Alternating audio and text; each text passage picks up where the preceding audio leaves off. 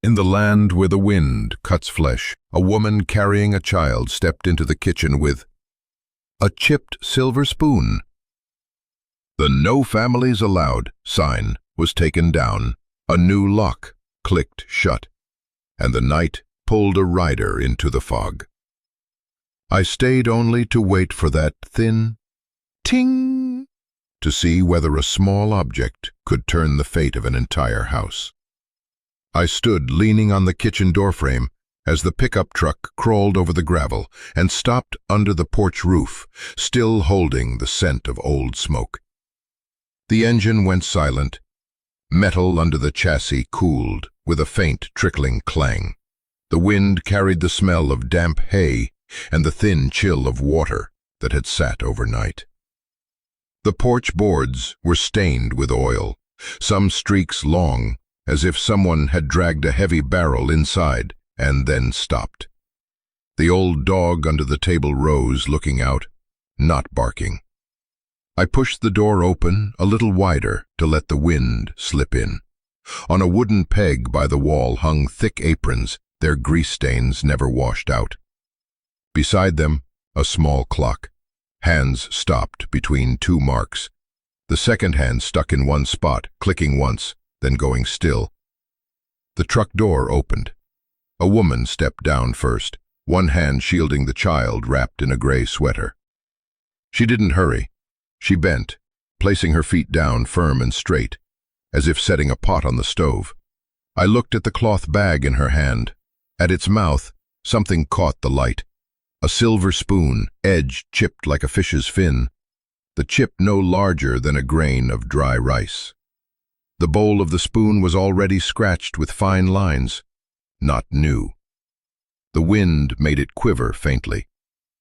The thin metallic note drifted into the kitchen, then faded. To my left was the oilwood table, knife marks layered in every direction. The old stove was unlit. Yesterday's ash cooled completely, lying still like spilled salt. On the shelf sat a white enamel cup, rim chipped, turned upside down on a cloth. I watched the woman longer than I needed to, not because of the child, but because of how she checked the patch of ground on the porch before stepping. Like someone who had fallen on wet boards before. She pulled the bag strap straight, the spoon tapped softly against a coat button. The child shifted faintly, perhaps recognizing the sound of metal, but didn't wake.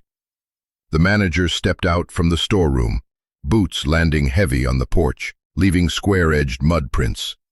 He tugged at his belt to keep it from sagging, eyes cold as a river in the rainy season. He didn't look at the child first. He looked at the bag, then the truck, then me, as if counting the number of people in the kitchen, the number of mouths to feed. He said the line he said every season. Need a cook, right now. A pause. Horses tack outside, and the silver spoon, barely quivering now as the wind died. The woman set the bag on the long bench. Her breath left a thin line in the air, then closed. She didn't ask. She didn't explain. She only turned the bag so the spoon faced inward, hiding the chipped edge toward the wall. A small, tidy move, like someone used to putting things in a place where they'd be hurt less. The child opened its eyes just enough to look. A child, yet the gaze wasn't vacant. It looked through us as if looking at morning smoke, fixing on nothing. One hand touched the worn elbow of the sweater. The other thumbed a loose thread at the mother's cuff. The small fingers rubbed, finding the thread's end but not pulling it. It yawned, mouth opening like a small fish, rising to the water's surface, then sinking again. On its cheek was a pale crescent mark. Could be a birthmark, could be a crease from sleeping too long on one side. I would remember that mark later, when the seasons turned. The wind shifted. The back storeroom door slammed once. The old dog under the table shook its ears, the bell on its collar giving a single note. The manager pulled out a chair but didn't sit, only set his hand on the worn backrest. He repeated what every stranger heard here. No children. this time slower, as if letting the words drop clear onto the floor. The woman didn't look up. From the bottom of the bag, she drew out a bundle wrapped in oil paper, set it beside her. The string tying it was hemp, knotted simple, the knot's end flattened by teeth. She smoothed the paper but didn't open it. I looked at the silver spoon. It lay angled against the bundle, giving off a dull glint. The chipped edge faced inward, threatening no one. From the right came the sound of boots on the porch steps. I didn't need to look to know it was Lane. He stepped in, a slant scar rolled across his left cheekbone. It had become part of his face, like a cut line in wood made by a dull saw. Lane stopped in the split line of light and shadow at the porch's edge. His eyes swept quick. Open kitchen door, cloth bag, the child, the woman's hand, then stopped at the small flash, the silver spoon. His whole frame seemed to stall half a beat, the kind you only notice when standing close, the neck's tendon rising slightly, breath pushed slower through the nose. His shoulders straightened right after, like a hammer lifting back from an anvil. "Here to work the kitchen," the manager said, looking straight at Lane like tossing the ball over. Lane nodded, didn't ask her name. He looked at the bench where the bag sat, looked at the child, boy, girl. I couldn't tell yet, looked at the scarf over its head, looked at the pale crescent mark the porch light made stand out sharper. He didn't look long. Here, people avoided looking too long at things that might make them do something about. Blanket's edge back over the child. Her headscarf had a line of green basting stitches, even enough not to be a beginner's, but not a professional's either. The skin on her hands was split at the joints, the kind from washing dishes in alkali water. On her index finger was an old burn scar, the size of a bean.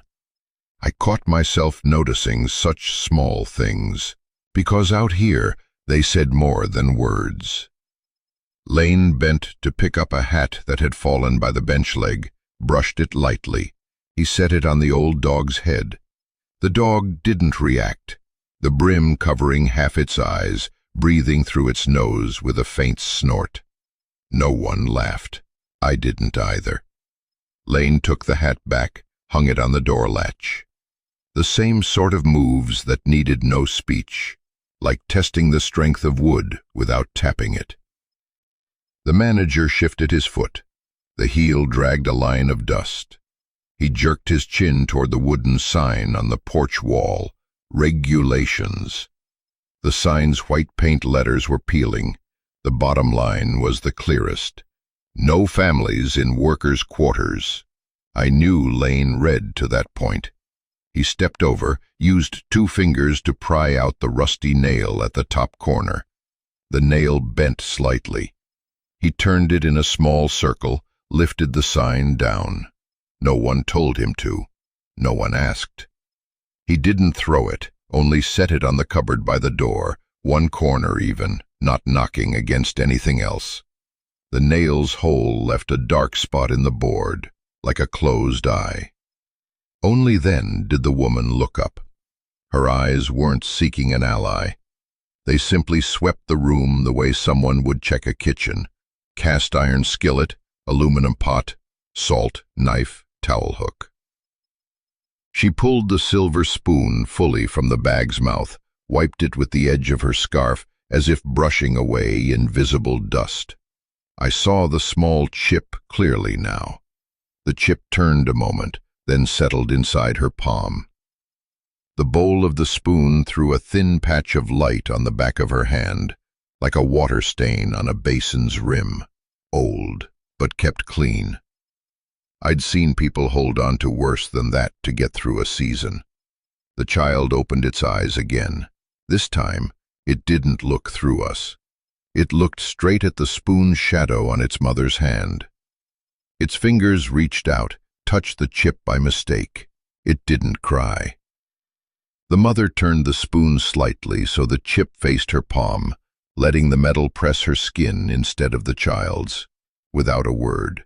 That was when I heard Lane's breath catch, half a beat late, like someone had touched the edge of cold metal. "The kitchen needs a hand," Lane said, his voice even. On other days, it would mean, "Get in, follow the rules." Today, it was just a sentence to keep the space. Understood. I pushed it open. The hinge chirped like a cricket caught in the wall. The manager turned back to the storeroom, maybe to count bowls. The old dog slipped between my legs, following, not knowing whom it was following. The woman lifted her bag. The silver spoon tapped softly against the zipper. I put a hand to steady the chair, just so it wouldn't tip as the bag passed. My fingertips touched the fresh, warm trace of someone's palm on the backrest. The child stirred.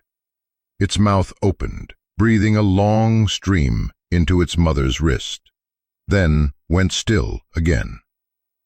The crescent mark on its cheek faded as the porch light shifted. Lane stopped at the kitchen threshold. Porch light fell across his face, cutting through the old scar. I saw him glance at her hand again, not at the child, at the spoon. Everything else around seemed to blur for a second. Then he looked away, like setting something back in a place he wasn't ready to touch. His shoulders squared. His back stayed off the wall. His boot heels touched the floor in even time. He spoke with few words. "Kitchen. Tomorrow. Morning." A pause. Then, "Eat. First." The woman nodded, just enough for her hair to brush her ear. She stepped inside, not handing herself to anyone, not asking favors. The silver spoon in her hand caught the light once more as she passed the doorway, then went dark in the shadow of the small kitchen. The old dog followed, nose tracing the floor, claws ticking on the boards. The porch wind shifted.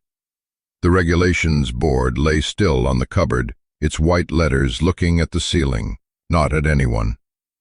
I lifted the enamel cup from its cloth, set it upright. The chipped rim was round, like the bite of a child. I placed it near the stove, took the wooden spoon to stir the pot of water still faintly warm. The surface shivered, silent, light flickering along the rim like a fish's tail in a basin. Outside, somewhere, a bridle scraped the hitching ring, a short clink. A horse coughed.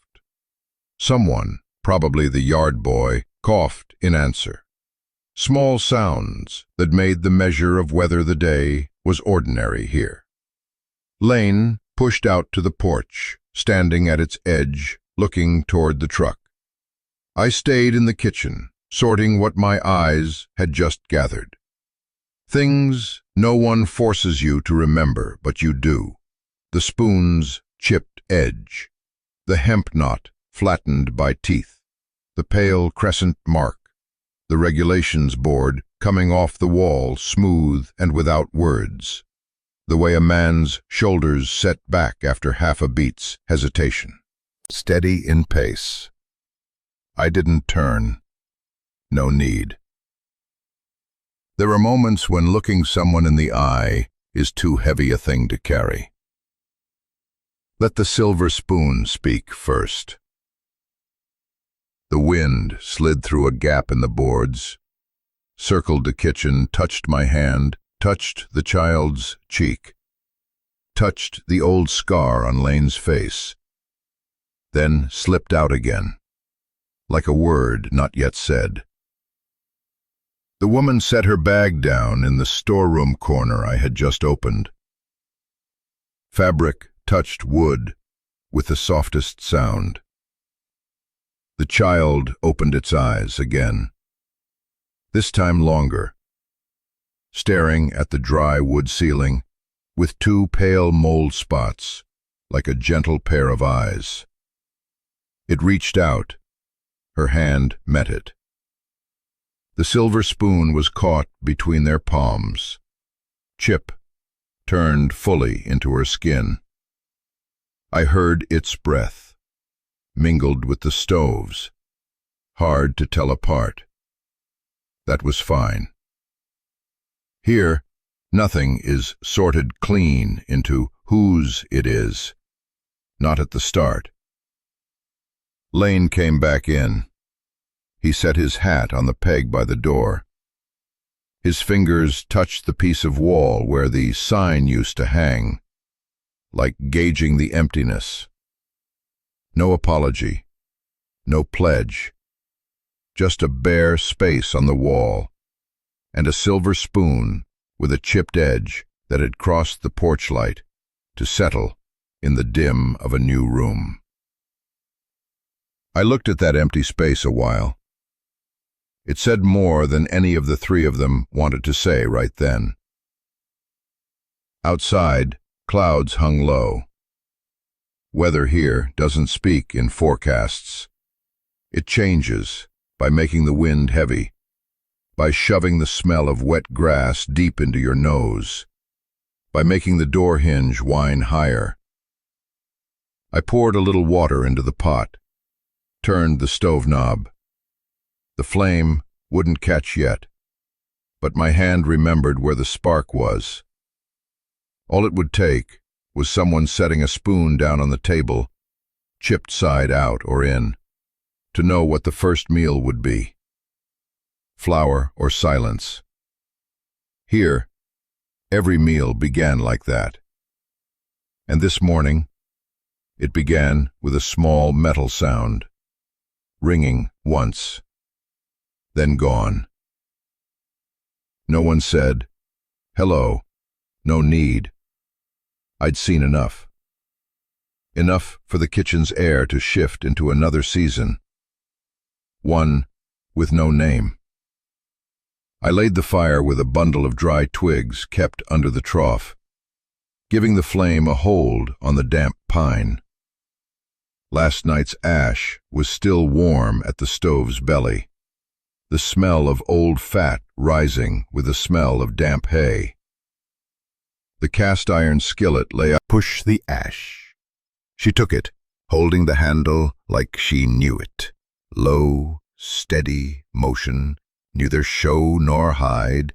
She didn't ask what spices we had. She opened the salt jar, glanced at the grain's color, pinched a bit of cornmeal, let it fall in a thin ribbon onto the table, listening to the fall for dryness. She tasted the grease with the tip of a chopstick, pressed her lips once, then let go.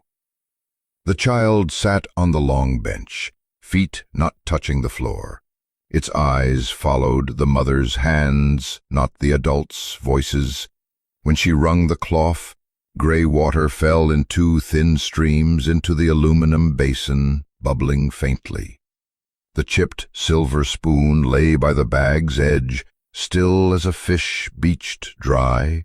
Her hand slid over it just to be sure it was still there. I set more wood on. The fire crackled softly into the wind outside. Above, old water stains spread across the ceiling like a map no one read. We began with small movements, rinsing the skillet, wiping the table, counting bowls, tying apron strings. Each act nailed into the kitchen like nails into boards. The manager turned on his heel, dry mud falling from his boot heels in square flakes. He left a sheet of paper on the door ledge, 7 names for the noon meal scrawled like knife marks on tree bark. I saw one space left blank. Newcomers usually write their own name. She didn't. She set the pot back on, listening to the lid tremble faintly. The child coughed, a dry sound, like a seed tapping the rim of a basin. She placed her hand at the back of its neck, not rubbing, just leaving it there for a beat. The kitchen warmed. Steam settled lightly on the window pane, drew a blurred line, then ran down in drops. Outside, I guessed Lane was crossing the yard, back straight under a worn coat, hand steady on a bucket handle, but inside, no one called anyone's name. The first meal didn't need names. It needed a hot pan, enough salt, and someone standing exactly where they should stand. The sign on the porch hung like a stranded whale from last season. White paint had peeled in patches, wind licking at the cracked wood beneath. The clearest line still read, "No families in workers' quarters." People passing glanced, rarely stopped. It had hung longer than a few seasons, long enough for any newcomer to understand this place kept its silence in writing. Lane stepped out. He didn't speak to the manager. He didn't speak to me. He set his forefinger against the sign's edge, felt the bump of the nail head. The nail was rusty, fixed, tight. He turned it gently, half a turn, a full turn, 2 turns. The brown paint. His hand left the board slowly, as if afraid the letters might stick to his skin. The manager looked. He didn't blink.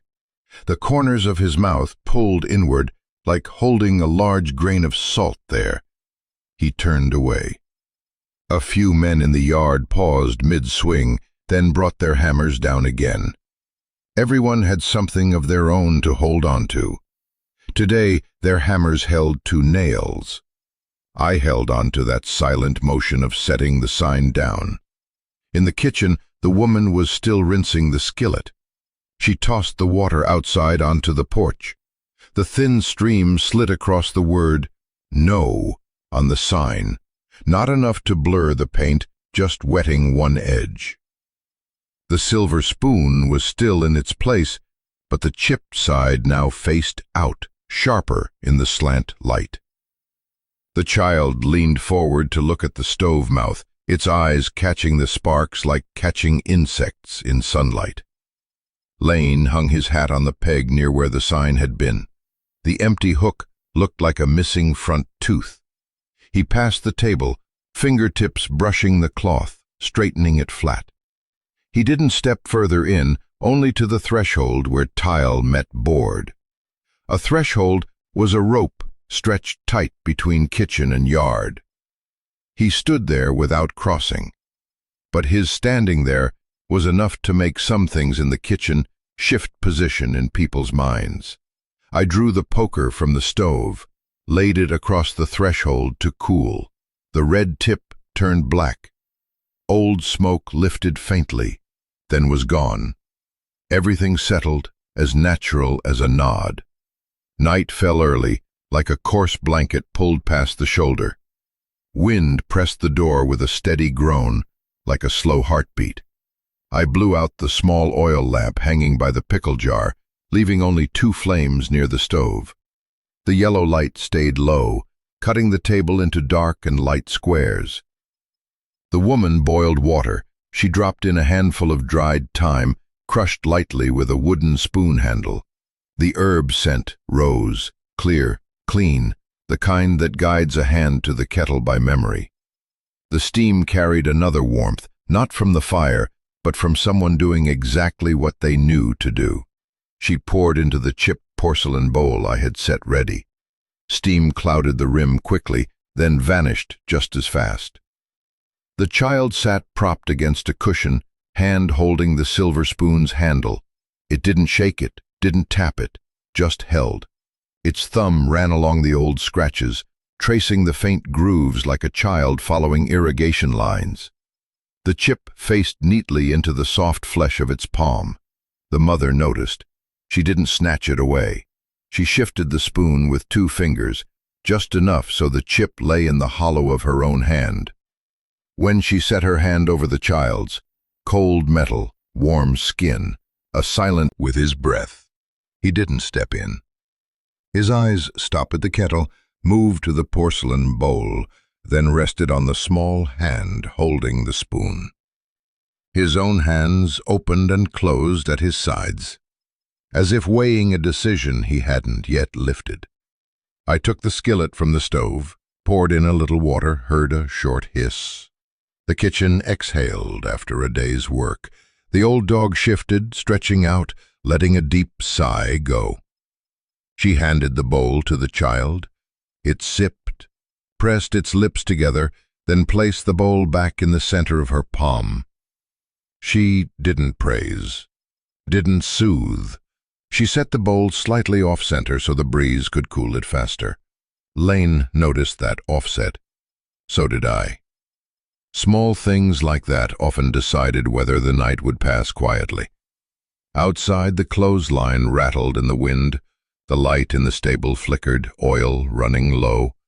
I heard hooves stamp lightly on the ground, impatient but held back. The man at the threshold turned his head slightly toward the sound, then back again. His eyes touched the wooden frame as if measuring a distance no one else could see. He still didn't step inside, still stood where tile turned to board. The night listened to that as it would to the sound of a nail falling. Morning pulled the mist from the grass. A thin light slid up the wall like a yellow snake.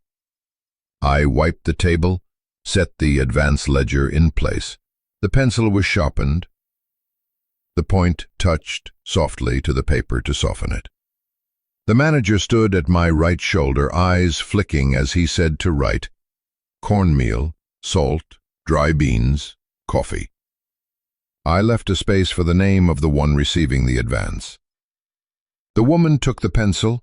She didn't ask how to write it. The strokes were even, leaning slightly right, the letters cinched in the middle like someone keeping what they knew to themselves. The name sat there, neither pressing on anyone nor asking to be spared. The pencil was set down. I pulled the ledger back, dusted it lightly with charcoal so the letters wouldn't smudge. Lane stepped up. With the back of his hand, he brushed away the cornmeal dust clinging to the paper's edge. The flour left a thin, white streak on his brown skin. He didn't touch the name. He only adjusted the ledger so it sat square with the table's edge. Beside the ledger lay the open cloth bag. The chipped silver spoon rested halfway in, halfway out, its handle angled toward the light. Beneath the worn scratches there was a faded engraving, 3 interlocked letters, so fine you could only see them when the light struck at a slant. Lane didn't bend all the way down. He tilted his head just enough to catch that mark. His eyes stayed on it longer than one breath. 3 interlocked letters, not her name, during that drought year. I knew because I'd been standing by the counter that day, watching him sign the pawn ticket with a steady hand. I remembered the sound of metal when the shopkeeper tossed the sheath onto the shelf, a short, thick note, standing like a period. Lane didn't touch it right away. He reached, stopped halfway, then let his forefinger rest not on the chip but on the spine of the spoon, where the engraving crossed. In that moment I saw the skin on his finger rise in small bumps from the cold. His eyes didn't exactly soften, didn't exactly harden. They did what the eyes of someone who doesn't want to give anything away usually do. Held still. The woman drew the spoon back, neither hurried nor snatching. She turned it in her hand so the engraving faced into the bowl, away from the light. She set it down beside the ledger, parallel to the paper's edge, chipped side toward herself. She didn't look at Lane. She looked at the letters she'd just written, as if measuring whether they stood straight. The manager cleared his throat, flipped to the next page, and tapped the advance column, quantity, date. I filled it in, the pencil rasping across the paper. Lane pulled a small slip from his shirt pocket and set it atop the ledger. Old ticket, edges flattened, top left corner worn. No one read it. No need. I knew it was a pawn ticket, not for today's use. Just the habit of a man keeping something he hasn't decided to redeem or let go. He drew his hand back. The skin at his fingertips was dry. The child in soft canvas shoes ran past, tripping on a chair leg, catching itself without a cry. It looked up just as the slant light struck the spoon's spine beside the ledger. The engraving flashed like a fish's flick. It reached out, then stopped. The mother set a hand on its back for a beat. No words. The turn came like that, not with a knock at the door, not with someone showing up to collect a debt, but with an engraving that had once been on an ivory-handled knife sheath, absent from this kitchen for many seasons. With the fact that spoon and knife had once been siblings in a set, gone their separate ways, now one road folding back into place in the form of a worn piece of silver. I heard the kitchen breathe heavier once. Outside, the wind eased. Far-off harness bells went quiet. On the table, the name Elena Hart lay beside the old engraving, like two threads snagged together by a knot no one tied. I closed the ledger. Cornmeal still clung to the back of Lane's hand in a pale streak. He didn't brush it clean. He looked at the streak, then at the spoon, then out to the yard. His shoulders straightened, collar pulled high. He spoke to no one.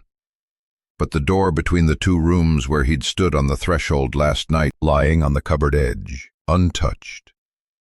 Here, small things like that were enough to turn a day quietly. Noon hadn't come yet. The porch shadow cut the kitchen floor, laying a cool stripe across a few grains of cornmeal left behind. I washed the cast-iron skillet again, though it had just been cleaned.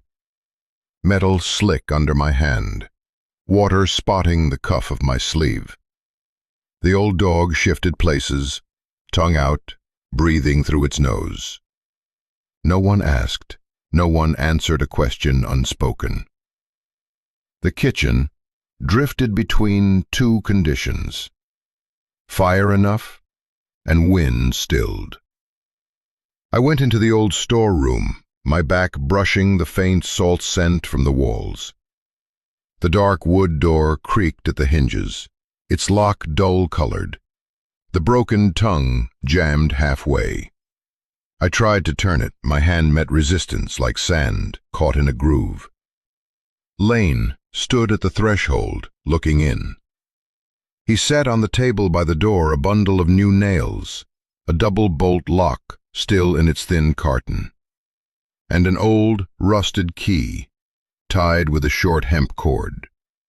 He didn't mention the child's name. He said, "Storeroom."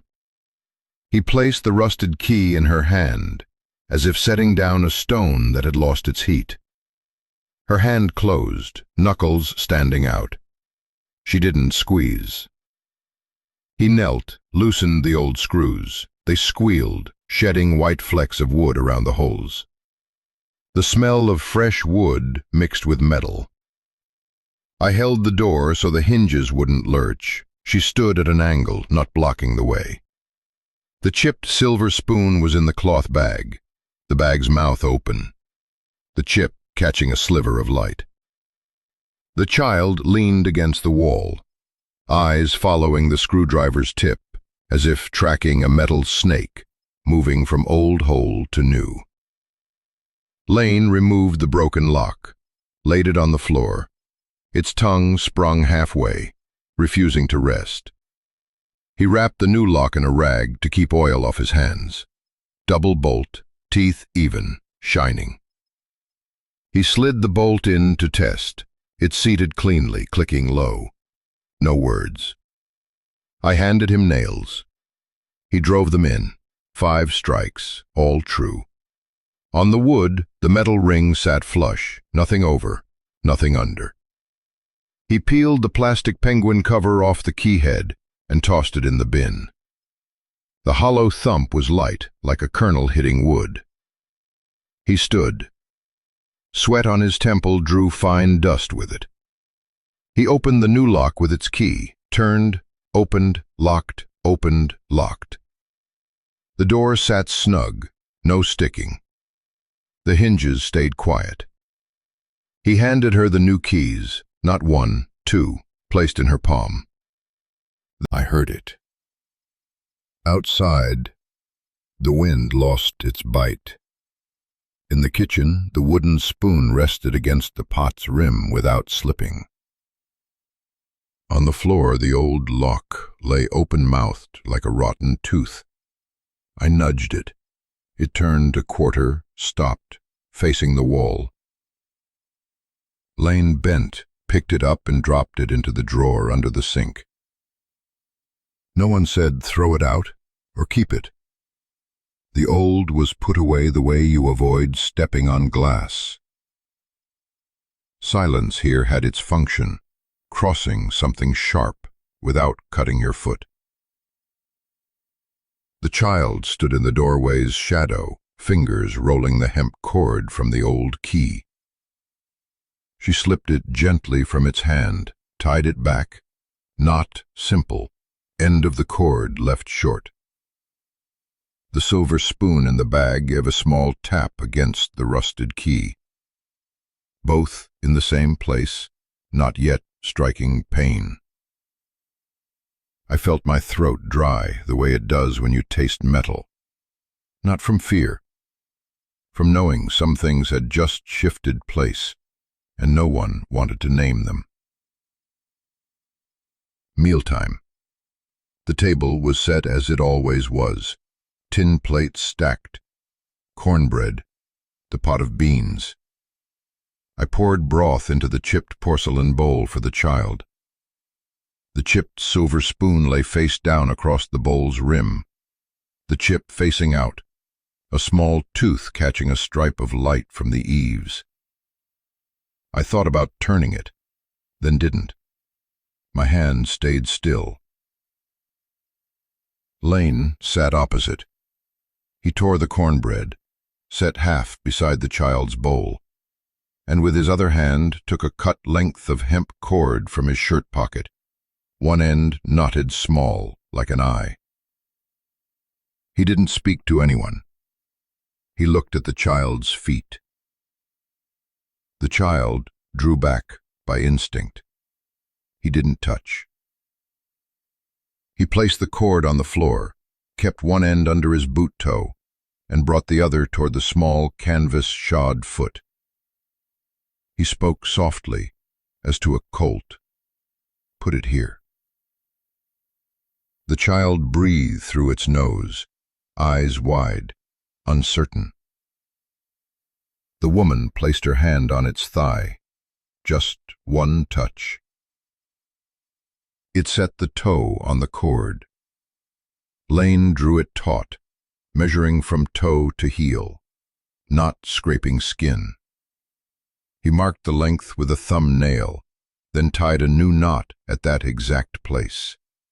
Small, neat, no tail left over. He did the same with the other foot. No one said, "What size?" No one checked it against a ruler. Here, a knotted cord said what needed saying. I looked at the spoon, lying face down on separate sounds. Each rose pushed in chairs without scraping the floor. The old dog circled a table, not begging, only sniffing where a few beans had fallen. The pot gave off a thin steam. She wiped the child's mouth slowly, no pressure, leaving the damp to mark a faint ring before it faded. Lane rolled the cord and put it into his inner shirt pocket, over his left chest. That placed the shoe-size knot against the rise and fall of his breathing. He touched the pocket once, as if fixing its place in mind. He looked at the spoon, not of the child. This time, I understood. He was telling an object to stay put while other things in him wanted to run. She lifted the spoon, set it in the small basin, not letting the water cover it. She left the handle above, so anyone passing wouldn't catch the chip. I saw that care, and the care in Lane's pocket. Two things drifting to the same place without touching. My throat was dry enough for water. I drank. The water went down smooth, but snagged, as if flowing around a small unseen stone. I didn't ask. No one in this kitchen liked having to name what caught in their throat. When the bowls were stacked neat, there was still one sound inside me with no place to land. On the table. The old dog rested its head on my leg, sighing. The stove fan tapped softly. The bean smell thinned. Outside, clouds lowered a little. No message came. It was only that lunch had passed the halfway point, and a hemp cord, with a knot the size of a thumb, sat in a man's shirt. The afternoon leaned. Sunlight slid into the kitchen like a thin thread of sand. I propped the wooden ladder against the wall. Lane brought a small square of wood already sanded smooth, and a J-shaped hook cut from the handle of an old shovel. 2 black nails. A steel-headed hammer, the grip dark with oil from hands. He pointed to the empty patch on the wall, near the stove, where people usually hung the large ladle. There was one gap between 2 towel hooks. He set the square wood in place, aligned with the grain. I held it while he nailed. The hammer worked evenly, nails seated clean, no splits. The scent of fresh wood rose different from the old brown kitchen boards. It made that spot on the wall seem young again. He fixed the J-hook to the square, turned it so the mouth faced out, not inward. He stepped back, sighted it by eye, no measure needed. It was right. Below, she was washing dishes, water circling the basin, the chipped silver spoon set apart, handle outward, bowl inward, chip showing like a small tooth in water. Lane washed his hands, dried them on the hanging towel. He didn't touch the spoon right away. He came over, stopped, and looked to her. She didn't nod. She didn't shake her head. She lifted the spoon from the basin, letting it hook. It touched wood with a small sound, metal on soft grain, lighter than coins, cleaner than stone. He said, voice low, "Keep it from falling in the pot." It wasn't an explanation.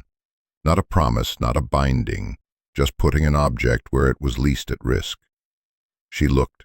She didn't take it down. Her chin lowered half an inch. Her eyes stayed on the hook. I saw the chip now turned at an angle, harmless if someone brushed past in a hurry.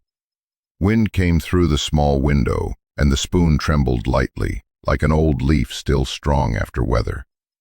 Lane stowed the hammer, pressed the hook's end with his thumb. It didn't shift. He stepped back, shoulder brushing the cupboard edge, careful not to knock anything. He rolled his sleeves one turn higher, the skin paler where the sun hadn't reached. He stood still for one full breath. The kitchen stilled with him. The old dog lifted its head, sneezed softly, ears falling again. I scanned the kitchen the way you check for tools: ladle, scoop, pots, pans, cloth, hooks. A new order had settled in without anyone naming it. The wooden hook sat there, ordinary as any other hook, but the silver spoon hanging from it turned it into the place where things that used to fall no longer would. She wiped the table. She passed the cloth over the patch of sunlight before it faded, leaving a faint wet line. She hung the towel on the old hook, an arm's reach from the spoon. The child ran past, fingers brushing her shirt hem. It looked up at the spoon, then at me, without asking. It knew that here, whatever hung, had been placed where someone meant it to be. He stepped out to the yard, his shadow stretched long across the tile threshold, then shifted with the sun. I stayed inside, hearing the last nail settle in the wood. The time from last night still lingered faintly somewhere, clinging to the kettle's sides. Dinner hadn't been started, but the kitchen had changed, not from more people, but because one object had ceased to belong to a single hand, yet wasn't entirely common. It sat where everyone could see it, touch it, without being forced to name what had shifted. The wind pushed the door. The hinge gave a brief groan. The spoon trembled once, its chipped edge catching a thin light before going dark. I set a bowl down, hearing the thin note of ceramic on wood. Out here, choices are made in actions. Collapse comes in sliding a blunt blade into a different pocket. We had just seen such a choice. A new wooden hook, a silver spoon hanging steady, and one short sentence enough to mean it. No one explained. No one needed to. Dinner would begin with a light tremor of that spoon, and the kitchen would remember it as a wind of its own inside the house. Night dropped like a heavy cloth being pulled. Wind slid through gaps, wood giving short, even knocks. I lit the oil lamp. Its yellow ring of light sat thin along the table, quick and shallow. Its forehead shone with a film of moisture. The woman wrung a coarse cloth in the basin, the water falling in 2 strands, cloudier than usual. She laid the cloth on its forehead, wiping with the grain of the hair, not rubbing. Each lift sent up a little steam that vanished right away. The chipped silver spoon hung still on the new hook. The chip turned sideways, threatening no one. Its shadow curved on the wall like a fine fish hook. She glanced at it, didn't reach. She added warm water, tested with her wrist. No calling, no summons, just sitting close to the makeshift bed. Her hand on the child's stomach to count the rhythm. Lane pulled the saddle down. The stirrup strap scraped the metal, making a round knock. He put on his coat, fastened an extra button. On the porch, the horse's breath puffed white as thin smoke. His hands slid along its neck, stopping where the sweat was cold. He didn't ask, "Going?" Didn't say, "Be back." He looked into the room for one beat, as if weighing between 2 winds. Then he mounted. The fog stood at his knees. The horse's eyes caught the lamplight into 2 points. The hoofbeats faded until only the movement of the bridle rings remained. The kitchen was quiet. The old dog raised its head, then set it back on its paws. The woman changed the cloth, wringing it harder so the water thinned. On the table, the chipped enamel cup sat upside down, its back cool. She didn't warm it, kept it cold to press to the child's neck for a second, then lifted away. The child's breathing eased a little. The wall clock's hands stayed still, but the lamp's oil dropped a notch. I trimmed the wick, hearing the small patter like first rain. Wind slipped through the window, making the silver spoon tremble faintly, a tone thinner than coins. The night edged forward. No need to say the road to town wouldn't be easy. No need to look out to know the way would be wet. Morning wrung the mist from the grass like someone twisting a cloth. I drew the bolt. The new wind came in, carrying wet earth and grass. On the table, in the exact center, sat a brown paper bundle. Under the hemp tie, the paper was marked with dry mud, as if a hand had set it down, coming over a slope. I untied the knot.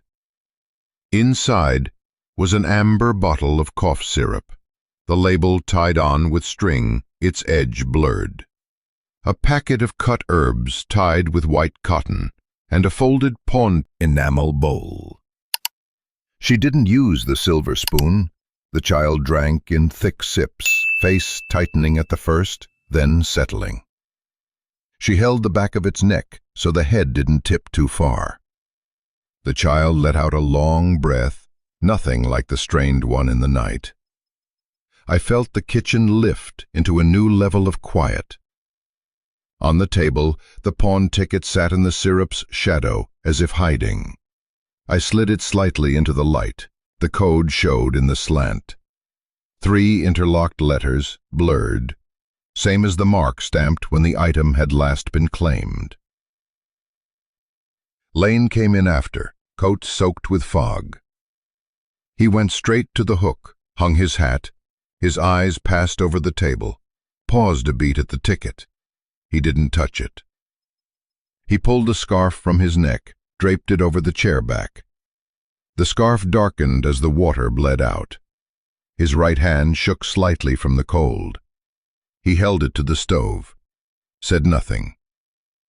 The child slept again, an old bead of sweat clinging to its eyelid like damp salt. The woman shaded its eyes from the lamp with her palm. The silver spoon hung still, its shadow dulled by strong light. Everything had a place. The ticket didn't belong here, yet it stayed, pinned under cough medicine like something not yet finished. That noon, the sun leaned through old clouds, dry enough to climb the roof. The tin had leaked since the last rain. The stain on the kitchen ceiling was like a half-drawn map.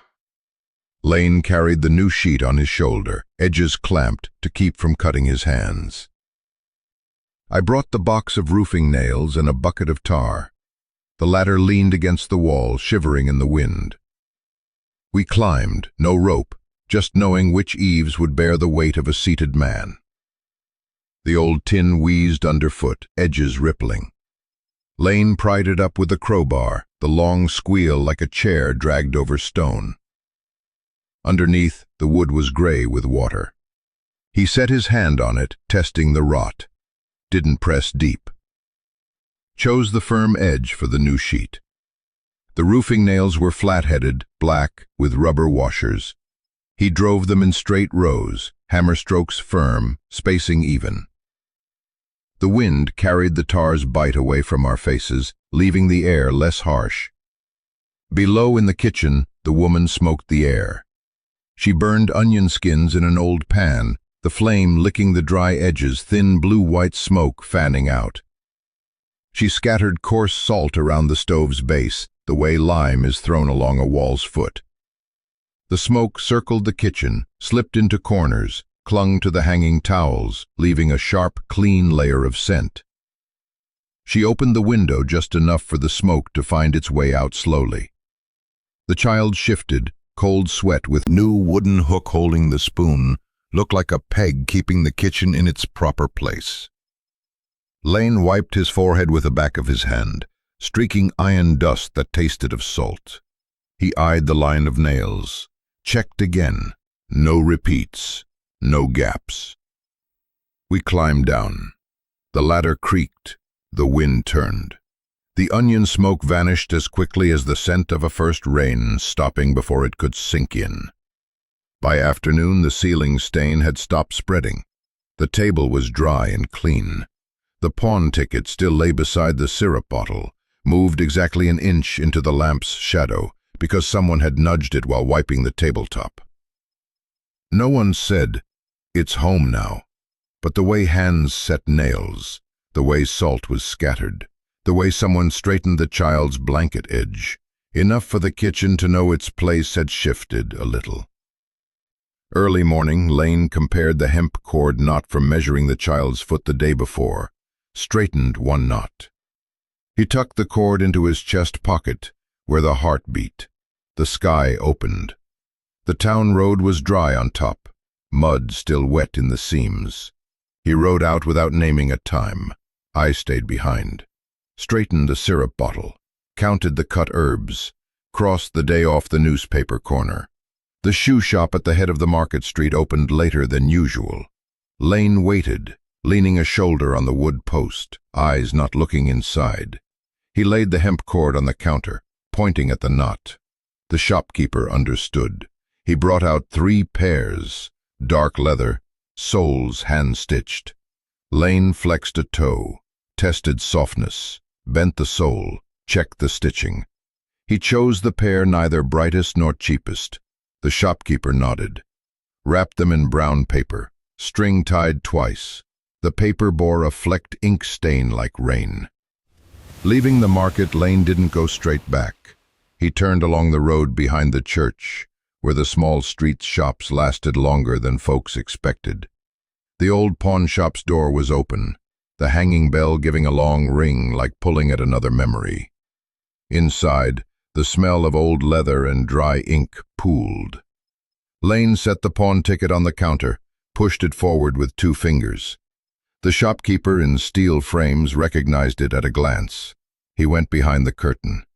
He came back with an ivory knife sheath, edges scuffed. The ivory was dull, without shine, the color of old mutton fat. The rim was worn, but the engraved 3 interlocked letters remained, hard, deep, refusing to fade. Lane picked it up. His fingers traced the engraving like reading a line without speaking. The shopkeeper asked something I didn't hear. Lane only nodded, counted money. The man wrapped it in gray cloth, no brown paper. Lane stowed it in the saddlebag, didn't look back. On the way home, the wind dropped the churches as a cocoon, waiting for sun. Night came back to the house, on the sound of a window closing flush. The oil lamp was low. The man's shadow didn't loom. Lane set the gray-wrapped bundle on the table. The woman dried her hands, stood half an arm's length away. He opened it. The ivory sheath lay there, its color alive again under the lamp. The 3 interlocked letters showed, fine but deep, not the work of someone making market goods. The same 3 letters I had once seen on the spine of the silver spoon, under slant light. She looked at it a while, didn't ask the price, didn't ask, why now?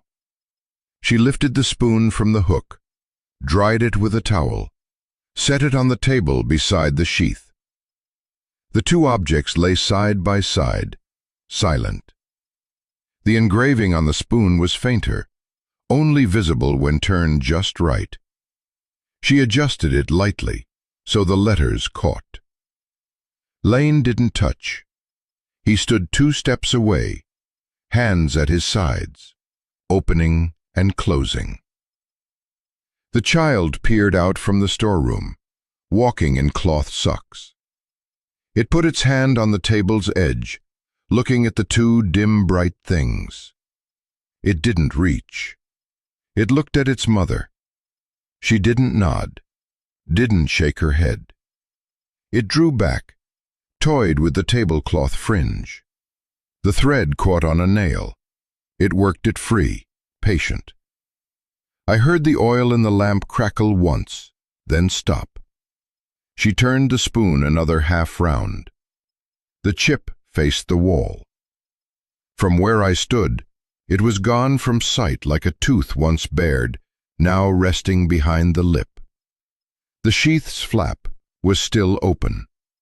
The ivory's old scent mixed with leather, faint and warm. Lane set the new tin of boot polish beside it, unopened. The small boots were on the chair, waiting for morning. No one said, "The debt is paid." No one said, "It's redeemed." But the way the 2 lay together, one once hanging at a man's hip in the long, dry season, one hung from a kitchen hook since the woman stepped in, was enough. They matched in their 3 letters, differed in that one cut outward, one scooped inward. The night understood, easing wind, tightening quiet. I heard the old dog roll, its collar bell brushing the floor. On the wall, the hook stood bare in that minute, naked as newly healed skin. She hung the spoon back, face inward, chip hidden. The sheath she didn't hang. She left it lying, level with the table's edge, beside the cough syrup. Maybe because the child was still taking it. Maybe because it wasn't ready for its place. Of small boots waiting for day. Enough for one night. No one said, "It's done." No need. Out here, when 3 letters rest quiet on 2 objects and ask no more light, the thing needing to be said is said. By hand, by wood, by iron, by turning a chipped edge to the wall and setting an ivory sheath beside cough medicine. By a nod so small you'd miss it if you weren't close enough. I was close enough, and I heard the kitchen breathe, as if just risen slightly above the waterline. Only slightly, but enough. The season turned. Wind over the field's edge sounded dry as freshly cut paper. Leaves yellowed unevenly, some trees going first, some branches holding the old color. By afternoon, the sun pooled on the porch step into a long stripe, pressed against the bent board edge, not yet replaced from last season. I took the small boots from the sill, set them to dry on their side so the child's sweat in the leather lining wouldn't sour. The child ran in short steps across the slick strip of thin moss. Its heel slipped right where the plank joint gapped the width of a needle, body pitching forward, hands reaching too late. Its knee hit the corner of the step, a dry thock, not heavy. A red bloom rose quick under the skin, like juice from a bruised fruit. It stopped, did not cry, breathed in once, holding the air in its chest the way you'd hold a dry bean on your tongue. I moved the aluminum basin from the way so it wouldn't snag. The woman didn't hurry to lift it. She knelt level, took a cloth from her apron pocket, rubbed one small circle around the scrape's edge without pressing. Her eyes stayed on the red mark, measuring how far it spread. Her other hand rested loose on the step's lip for balance. Inside the kitchen, the oil lamp had been out since early, leaving only the smell of clean ash, thin as breath on the face of a cooled cup. The silver spoon with the chipped rim hung on the wooden peg, Chip turned to the wall, its shadow a narrow sickle on the boards. The child pushed up with one hand, leaning slightly. It didn't touch its knee first. It reached up, out of habit, finding a familiar spot in the house. Its fingertips brushed the spoon's handle. One touch, enough for the cool metal to pass over the skin. The spoon quivered half a beat, giving off a sound thin as coin, cleaner than stone. It pulled its hand back at once, as if that were enough to steady itself. That was all. Its hand hung down along its side, neither hidden behind its back nor held out for anyone to take. Lane stood on the porch, his shadow cutting the sun. He didn't step in. He looked at the red mark. Kitchen. The cloth drying on the chair shifted once and lay still. Rain on the horizon pulled back, leaving a thin, dark band. The child tried bending and straightening its knee, glanced at the dust on its trouser leg, brushed it off with the side of a hand. It gave one glance into the kitchen, counting what it knew: enamel bowl, bean pot, silver spoon. Its eyes paused half a beat on the spoon, as if marking a landmark. Then it stepped around where the boards were tight, boot heels leaving small, even prints. The red at the knee didn't spread. We left the door open, letting the wind draw in the scent of dry grass one last time before the cold set. I hung the porch rag back on its old hook, a hand's reach from the spoon. The wall clock had stopped, but the shadow on the porch had pulled back the way a blanket is drawn. The kitchen said nothing, only held the sound of the spoon, just rung, thin as a drawn thread. Winter morning breath steamed short and white. The wooden table, as cold as tin, hung outside a barn. I lit the low wick, enough to see the thin seam on the cloth. Wind struck through the door crack, stirring the flame's whisker a moment. By 9 the sky was already like 4 o'clock on some day past. The smell of horsehide on the porch had turned to the scent of saddle oil, certain in the nose, clinging to a shirt like the weight of a shadow. The woman unhooked the silver spoon. She didn't jerk it free. She lifted it so it wouldn't scrape the peg again, laid it in the fold of a cloth, flat, Chip turned sideways. She poured coarse salt onto the cloth, large grains, dry, sharp as broken ice.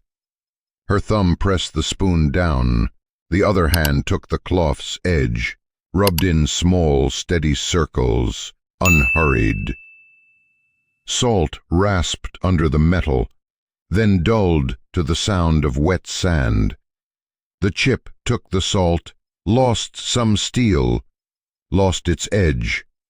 She stopped midway, turned the spoon, changed the rubbing's direction, so the arcs crossed, never letting one side be worked too much. Lane brought the needle-nose pliers to the wooden peg. He looked across, saw the peg off by a hair from the grain's line. He tapped the nail lightly with the hammer, not straight down, but slant, to set it right. The nail struck the wood an exact, short thunk. The peg straightened, like a man pulling his collar into line. He stepped back half a pace, measured again with his eye, wiped his hand on his trousers to clear the Hurt less was enough. I snapped a dry twig, heard the thin crack, laid it in the stove. The ash lifted once, then settled. Lane took a hemp cord, tied it through the small hole at the peg's end, tested its hold. The cord bobbed, then stood, not touching the wall. He cut the excess, left the tail exactly a knuckle long, for a wet hand to grip without slipping. She hung the spoon back. The bowl turned inward, the chip now dulled, facing out, at an angle hard to see. She set the handle straight so the spoon's spine ran with a wood's groove. It lay on its axis, head not tilting, tail not sagging. She stepped back. Lane stepped back too from the other side. Two people at two angles, looking at the same thing, not trading places. That look was how people here said, "It's good." The wind nudged the door. The spoon trembled faintly without turning. The sound went into the nail's head, through the grain to the hammer hanging beside it, like metal breathing in cold season. The old dog got up, padded slow to the water bowl, licked twice, the water circling out. The child crossed the floor barefoot, stopped under the wall. It looked at the spoon, at its mother's hand still holding the cloth, at Lane's hand still holding the cord scrap. It didn't ask to touch. It ran its thumbs up the edges of its sleep trousers, up to where the knee was dry, stopping exactly at the pale yellow halo where the red had been. Then it went to find the wooden horse to sit on. By midday, the kitchen's warmth didn't need to be heavy. Salt had fallen into the floor grooves, catching the light like trapped dew. The ivory-handled knife sheath lay still in the table's corner, pinning one edge of a newspaper, the three-letter carving still unfriendly to light. Lane took a small cloth, wiped over the darkened tip of the sheath without polishing. He set it back, along the wood's grain, beside the closed tin of boot polish. No one touched the old pawn ticket from the other day. It might already be resting in the lower drawer, where few hands reach. Afternoon came early, when we pulled the window shut by one notch. The oil lamp rose another finger's length. Wind still slipped through enough for the spoon to ring, a thin sound, like a hair brushing the rim of a glass. This time, the tone went straight, without catching, like when someone finally sets a joint back into place. Winter felt farther away in the kitchen. By the end of calving season, every night the barn breathed like a coal stove just banked down. Steam rose white off the calves' backs, hung on the beams, curled in place. The smell of new milk, soaked straw, cheap disinfectant. Lane walked a loop to check the ties, tapping his fingers against post edges, motion, giving no extra sound. I opened the kitchen door to let cold air in halfway, then stopped. The stove glowed red, the pot lid tilted a breath's width for air. The woman tested the porridge with the back of her hand, pulled the pot off the heat just an inch to keep it from sticking. The child darted in to hand her the long-handled wooden spoon. Leaning so sweat fell to the floor instead of the porridge, it already knew where to stand, so it wouldn't block the way. The pale yellow scar at its knee was now only a thin line. On the wall, the silver spoon still hung beside the ivory-handled knife that now had its own place. Lane had added a small latch sometime earlier, short, set half a hand away from the spoon's hook. The knife hung from an old leather loop, triple-wrapped, threaded over the nail, cinched. 2 tools side by side, one to scoop in, one to cut out, neither drowning out the other's sound. Wind ran from barn door to kitchen, slid past both hooks, making the spoon brush the nail's head, light. Ting! A thin note enough for the kitchen to know the night had turned to a north wind. Lane stepped in, boots half caked with red mud. He took them off on the porch, wiped them on the jute mat, set them right in place. Fingers still marked with the white grooves from the hemp he'd cut, he lifted the knife down, checked the loop, adjusted the wrap so it wouldn't slip when wind moved it. He hung it back, the ivory brushing the spoon without leaving a mark. The woman slid the pot a little farther in, keeping the foam from spilling when the wind teased the fire. No one said careful. Hands moved before mouths. The child carried a small bundle of straw, hiding a few pebbles in its shirt, as if keeping its own storehouse. It set the straw in the corner by the stove, just right for the barn cat to sleep on. It looked up at the wall. The spoon didn't tilt. The knife didn't sway. It raised its hand but stopped halfway, didn't touch. It stood on tiptoe to see if it could reach the nail. Not yet. It let its hand fall, rubbing its wrist for warmth. Outside, the barn stayed warm to the rhythm of calves nursing. Inside, the kitchen stayed warm to the thickening porridge. The onion smoke from the woman's earlier fumigation still clung to the wall, now drifting lightly as the fire gave way to steam. I wiped the water drop from the table's edge, with the grain never against, so the wood wouldn't splinter. From the door's crack, a thin gust slipped through, touched the spoon. Metal rang, soft, not long, not cut off right away. A note enough for people to know supper was starting.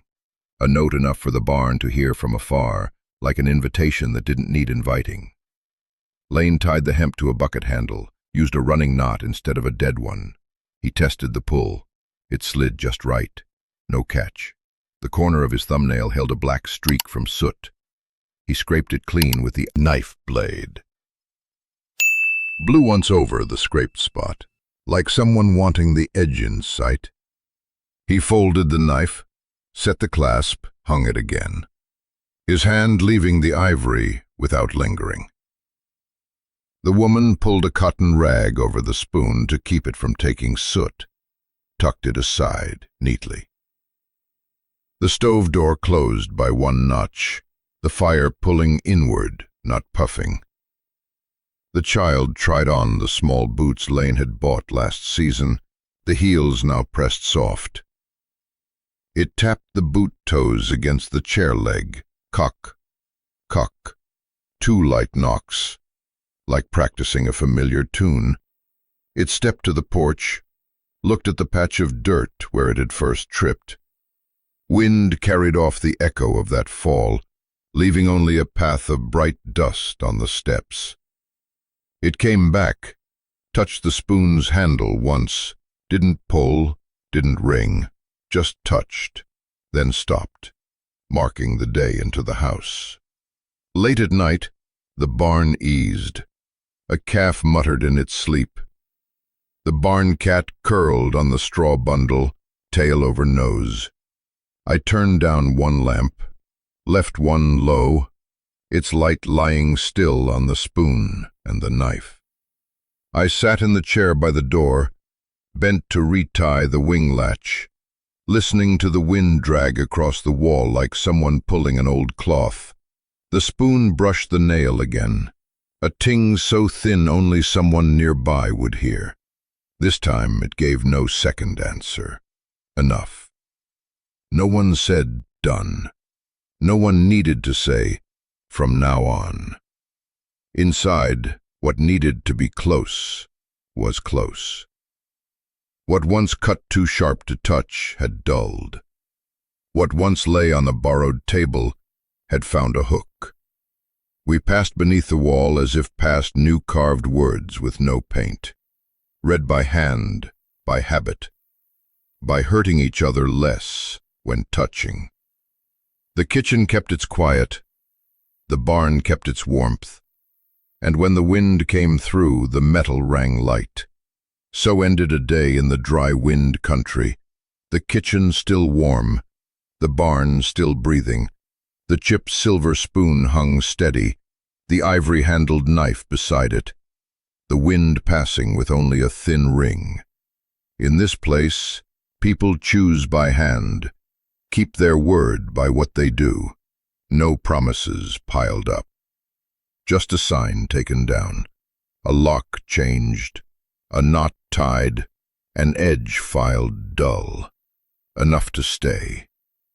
If the story brought to mind something that once hurt but now sits gentler, a spoon, a knife, or only a new cut wooden peg, you might leave a line, short, like the sound of metal on a nail in the kitchen. If not, just carry that very small ting into your own night.